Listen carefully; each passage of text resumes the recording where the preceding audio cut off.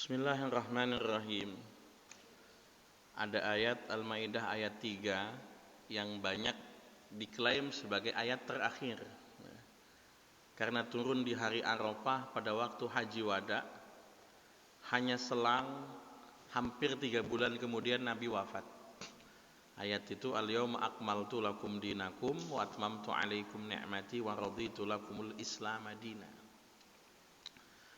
Perhatikan kata kunci terakhirnya. Wa raditu lakumul Islam madina. Islam madina. Jadi ini kaitannya dengan agama, bukan dengan metode hukum, bukan.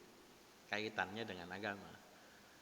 Kenapa kaitannya dengan agama? Karena Al-Qur'an sendiri menyebut dirinya bukan sebagai kitab hukum, bukan. Al-Quran itu kitab hidayah, petunjuk. Ada disebut hudan linnas, ada disebut hudan lil mu'minin, yang paling tinggi hudan lil muttaqin. Al-Quran itu adalah petunjuk. Yang namanya petunjuk itu bisa jadi jaraknya jauh antara petunjuk dengan yang ditunjuk, bisa jadi. Contoh, Bapak misalnya naik tol dari Green Lake misalnya. Itu kita dari Green Lake itu udah ada bacaan Bandung apa Bogor apa Surabaya, itu sudah ada itu. Padahal Surabayanya masih jauh begitu kan, Surabaya.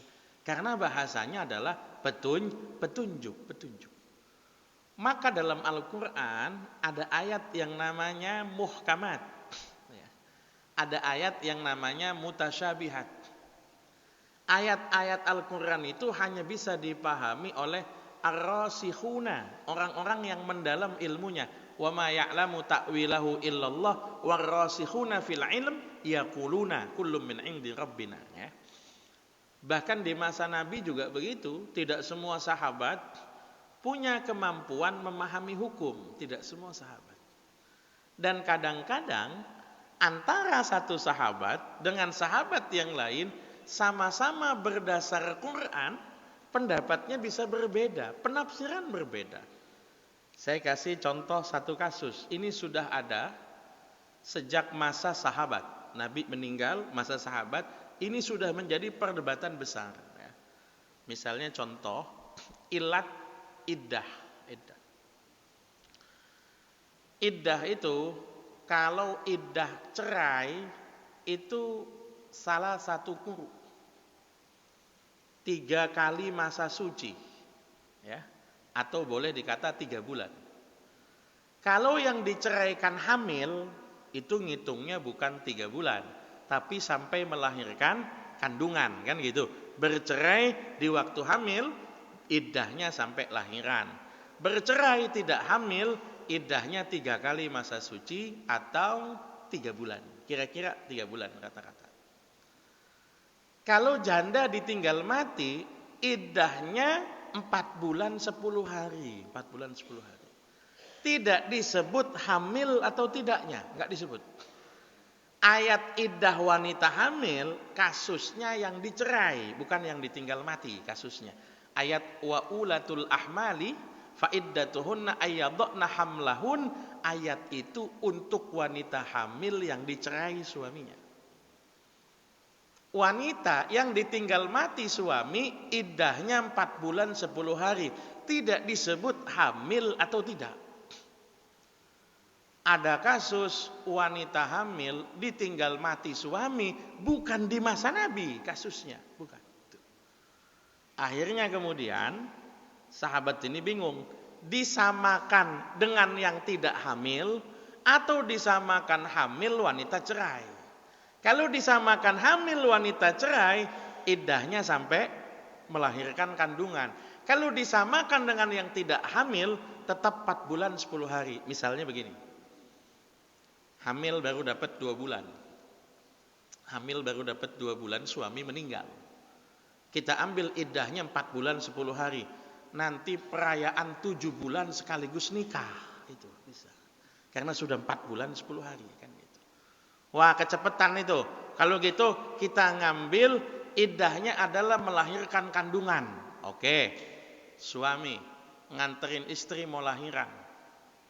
Tabrakan, suaminya mati. Istri dibawa ke rumah sakit, lahiran. Begitu lahir, mantannya datang, bisa langsung kawin karena sudah lahiran. Kan gitu. Bisa itu. Makanya akhirnya Ali bin Abi Thalib, Sayyidina Ali itu mikirnya ini bukan soal lahiran atau 4 bulan. Ali bin Abi Thalib itu ngasih teori yang abadul ajalain, cari masa yang paling lama.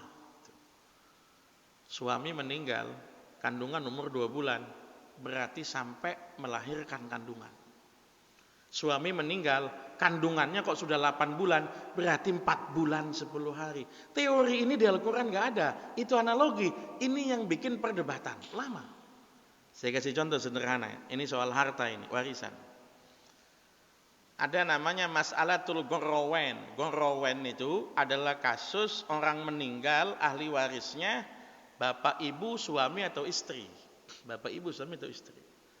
Oke. Kalau kita lihat dalam Al-Quran, suami itu separuh karena istri nggak punya anak. Ibu itu sepertiga karena almarhumah nggak punya anak. Bapak dapat sisa. Kita hitung ya. Suami, ibu, bapak. Harta anggap 60 juta aja deh. Nggak usah repot-repot. Suami dapat separuh, berarti berapa? 30 juta. Ibu dapat sepertiga, berarti berapa? 20 juta. 30 sama 20, 50. Bapak dapat sisanya berapa? 10 juta. Sesuai dengan penafsiran Al-Quran, sesuai. Tapi yang ada bapak ngamuk-ngamuk, yang ada tuh. Kok bisa lu dapat 20, gue cuma dapat 10? Kan gitu tuh. Karena bagiannya bapak lebih kecil daripada bagiannya ibu. Ini bikin bapak ngamuk-ngamuk ini. Akhirnya Ibnu Abbas punya satu teori ijtihad. Namanya sulusul baqi. Sepertiga sisa. Sama-sama sepertiga, tapi ngitungnya beda. Harta 60 juta. Suami dapat berapa? Suami dapat separuh, 30 juta. Ibu dapat berapa? Sepertiga. Sepertiga jangan ngitung dari 60. Sepertiga ngitungnya dari sisa. Ngitungnya tuh.